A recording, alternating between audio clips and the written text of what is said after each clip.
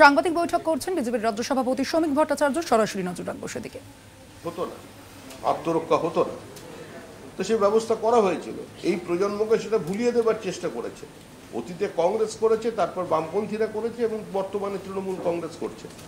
তো স্বাভাবিকভাবেই এরা তিনজনে একই সঙ্গে এখানে লড়াই করে দিল্লিতে হাতে হাত ধরে পার্লামেন্টকে অচল করছে। এটা পশ্চিমবঙ্গের জন্য আজকে একটা চূড়ান্ত লজ্জার দিন। একটা পশ্চিমবঙ্গের উপরে একটা কালির ছাপ পড়ে গেল আজকের দিনে। এই দিনটা আমাদের একটা অত্যন্ত ঘৃণা, নৃশংসতা, ভয়াবহতা সমস্ত মিলেমিশে ছিল, কিন্তু তার সঙ্গে 16ই আগস্ট আরেকটা তকমা পেল। সেটা হলো আজকে বিবেক অগ্নিহোত্রীর ছবির উপরে, মানে তার ট্রেলার দেখানোর সময় যেভাবে পুলিশ হামলা করল, এটা কোনো সুস্থ সভ্য সমাজে কাঙ্ক্ষিত নয়। পশ্চিমবঙ্গের যারা প্রগতিশীল বুদ্ধিজীবী আছেন, যারা মত প্রকাশের অধিকারের কথা বারবার বলে এসেছেন, যারা কোনো জায়গায় শিল্পী কিংবা কোনো জায়গায় নাট্যকর্মী আক্রান্ত হলে বিভিন্ন সময় এখানে পদযাত্রা করেন, মোমবাতি নিয়ে বেরোন, আমি অপেক্ষা করছি সন্ধ্যা পর্যন্ত তাদের মোমবাতিটা জ্বলে কিনা সেটা দেখবার, তারপরে আমরা যা বলার সেটা। মুর্শিদাবাদের হরিয়াপাড়ার ঘটনা নিয়ে কি বলবেন? আজকে একটা বিরলতম নাবালিকার ব্যাপার বললেন, তার মাও এসে, সেই নিয়ে আপনার কোনো প্রতিক্রিয়া? যা বলার আমাদের দলের তরফ থেকে। কতটা নিন্দনীয় এই ঘটনা? এই ঘটনা এখানেও শুধু হয়নি। মুসলিম পরিবার বিজেপিকে সমর্থন করবার অপরাধে 2021 সালে এই ঘটনা আমাদের কলকাতার অনতি দূরে সেখানেও হয়েছে, জায়গাটার নাম উল্লেখ করলাম না। তো এটা তো হচ্ছেই, শুধু হিন্দুরাই যে আক্রান্ত হচ্ছে এরকম কথা তো নয়। বিজেপি করার যারা বিজেপি করেছিলেন 2021 সালের পরে তাদের উপরে কি ধরনের বর্বরোচিত আক্রমণ হয়েছে সেটা প্রত্যেকেরই জানা।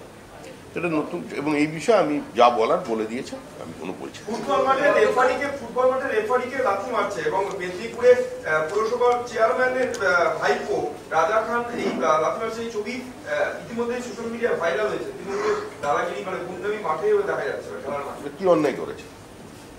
ধন্যিমে দেখেনি, রবি ঘোষকে দেখেনি? এটা তো বাঙালির মননে একদম পতিত হয়ে আছে। তো সেটাই ওর কথায় গোল দেয়নি।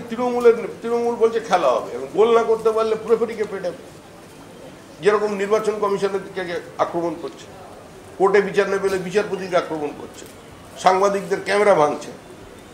তো কোনোটা তো বাকি নেই, রেফারি বাকি ছিল, ওকে লাথি মেরে দেবে।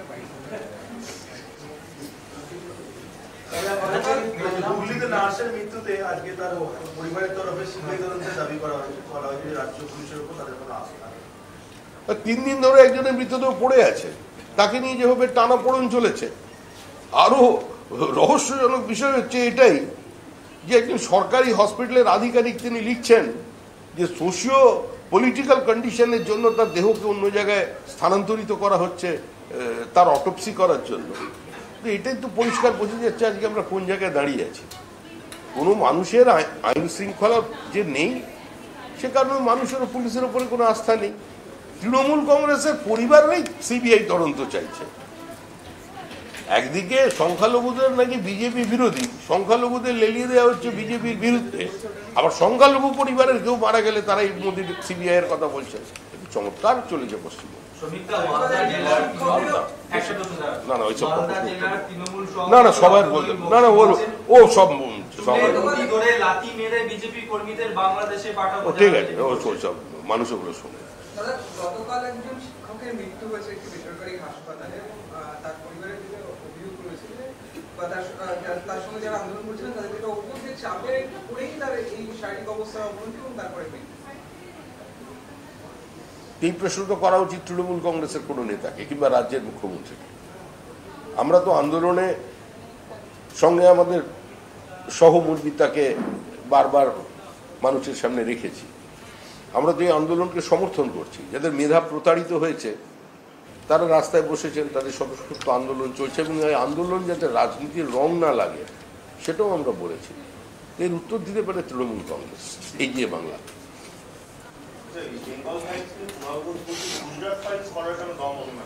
করতে বাবা, এত শিল্পী এত তারকাকে পাঠিয়ে দিয়েছেন লোকসভায় বিধানসভায়, করুন একটা। উনি তো ভালো লেখেন, লেখা ভালো, কথাও ভালো। উনি এবার পরিচালক হন, ওই ভূমিকাটা উনিই পালন করুন, করে দেখান সারা দেশ জুড়ে। যাদের হাত ধরেছেন কংগ্রেস, তারা কিন্তু গুজরাটের মাটিতে দাঁড়িয়ে, আহমেদাবাদ কিংবা সুরাটে দাঁড়িয়ে গুজরাট দাঙ্গা নিয়ে কোনো শব্দ উচ্চারণ করে না।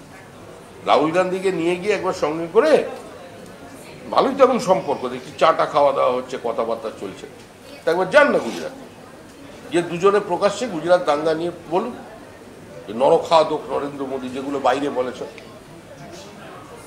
গুজরাটের মধ্যে দাঁড়িয়ে বলুন।